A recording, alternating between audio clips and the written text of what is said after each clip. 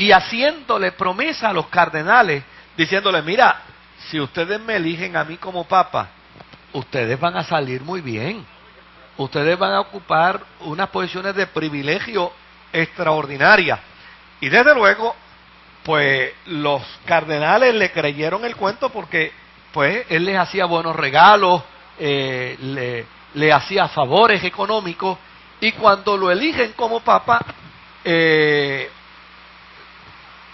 dice que abundó en el nepotismo y en la corrupción, a tal punto que enriqueció a su familia y a 5 sobrinos, que de hecho uno de ellos llegó a ser papa eventualmente. Uno de esos 5 sobrinos se llamó Julio II, y convirtió la vida de la iglesia, convirtió el papado en un negocio de familia, donde toda su familia estaba puesta en posiciones. Y desde luego, si había que hacer un banquete, su familia tenía el catering. Sí, o sea, todo estaba en familia. Allí no había espacio para nadie. Sí, de hecho, así es como se le conoce a la historia de este papa, de Sixto IV. Se le conoce precisamente como el papa que hizo de la iglesia un negocio familiar. Pero no solamente eso, Sixto IV metió a Italia en guerra y en una serie de conspiraciones, con la cosa esta de que hay que unificar a Italia, hay que unificarla. Pues donde quiera había un gobernante en alguna región de Italia, él lo indisponía y buscaba pleitos con él, con la única intención de declararle la guerra, a ver si podía lograr poseer los terrenos, los territorios, la comarca de esa otra persona. De hecho, hizo a un sobrino de él cardenal cuando apenas era un joven, que lo llamó Pedro Riario. Y se dice que este papa Sixto IV murió en medio de vicios y en medio de excesos. Y la historia familiar de él, oiga, escuche bien, la historia familiar de este papa fue un desastre dentro de la vida de la iglesia. Uno de sus sobrinos, llamado Jerónimo, urdió una trama en la que uno de los Médici, ¿se acuerdan? Que era una de las familias que siempre aspiraba a la posición papal. Uno de los Médici fue asesinado por un papa que estaba oficiando una misa. Y mientras estaba oficiando la misa, mató a ese hombre. ¿Ah? No, lo apuñaló.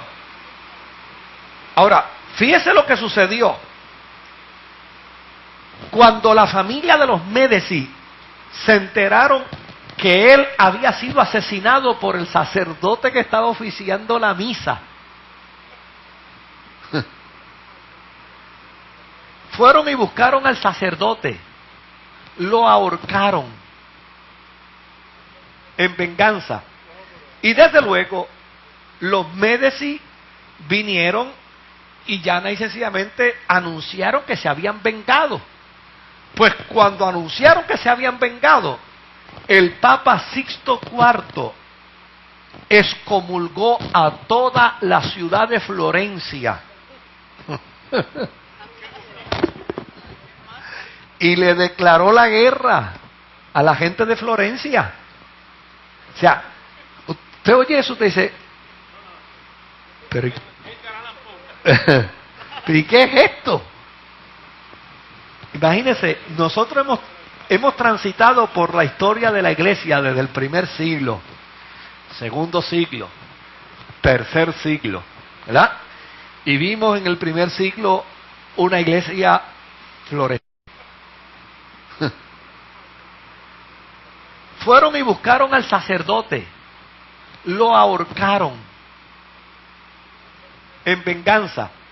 Y desde luego, los Médici vinieron y llana y sencillamente anunciaron que se habían vengado.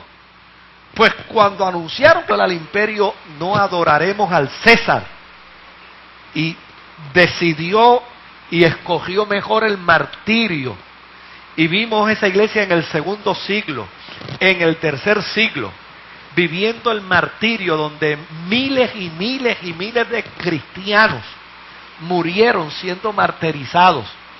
Luego vemos a esa iglesia en el siglo IV, vinculándose al Estado y desde luego entrando en unos procesos donde ellos entendían que había sido la providencia divina en favor de ellos.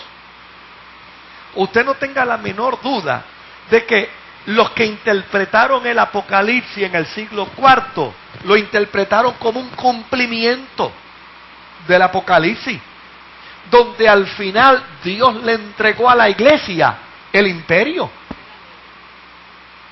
Y vimos ahí a una iglesia que se divide, pero que puede manejar la situación de división y puede enfrentar aquella división de los santos que se fueron a los desiertos y desde luego decidieron, ok, ustedes se van a los desiertos, pero nosotros los seguimos reconociendo ustedes como parte de la iglesia. Y por ahí en adelante vimos la historia del siglo V, del siglo VI, VII, VIII, IX, por ahí. Y cuando uno llega a esto, uno como que se desencaja. Dice, pero ¿y qué es esto? O sea, ¿qué relación guarda? ¿Qué relación guardan estos cristianos del siglo XV con la iglesia del primer siglo? Ninguna. Absolutamente nada. O sea, es un secularismo craso. Es una ambición al poder. Es una pretensión de riqueza a nombre del que no tuvo dónde reclinar su cabeza. Cuando uno lee, uno dice, ven acá, pero ¿y quién es este Papa Sixto IV? Que se le conoce como el hombre que llevó a la iglesia a unos niveles de corrupción increíbles. ¿Ah? Ajá.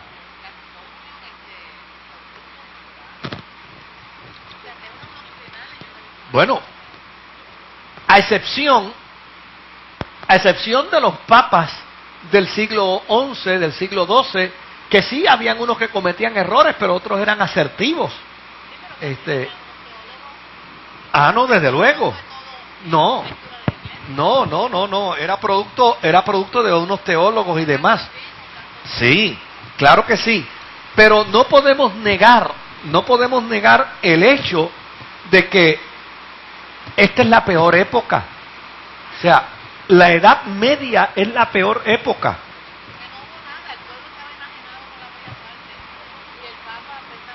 El papado estaba en su mundo. El pueblo estaba en su mundo. Los nobles estaban en su mundo. Los burgueses estaban en su mundo. Todos eran cristianos, pero ninguno vivía el cristianismo. Todos eran cristianos, pero ninguno se conducía como cristiano. Desde luego, el modelaje, solo el nombre, el modelaje era nefasto. O sea, ¿quién podía ver con respeto la figura papal de un papa que aceptaba que tenía concubinas? Cuando la iglesia fue tan insistente y tan insistente y tan insistente y tan insistente en que el sacerdote debía ser célibe. Y ahora se descubre que quien dirige la iglesia es célibe, pero tiene concubinas.